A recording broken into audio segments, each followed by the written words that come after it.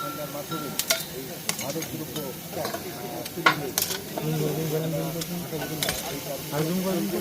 হচ্ছে এগুলো আসলে বিভিন্ন চোরাপথে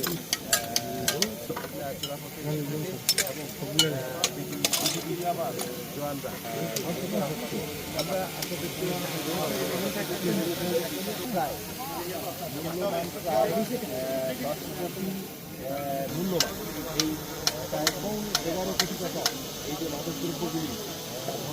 একটি মেসেজ দেওয়ার চেষ্টা করা হচ্ছে এই মাদকের সাথে যারা জড়িত মাদক মানে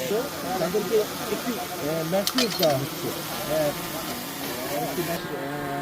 গঠন করার জন্য এই যে প্রক্রিয়া এই প্রক্রিয়া ব্যয় করে এই মাদক দ্রব্যগুলো আমদানি করে থাকে। আমরা যদি এই মাদক দ্রব্যগুলো এইভাবে আটক করে এবং ধ্বংস করতে পারি তাহলে হয়তো এই যারা আমদানিকারক এবং যারা সেগুলো কমান্ডার সাহেব রয়েছেন সেকেন্ড কমান্ডার দিনাজপুর অন্যান্য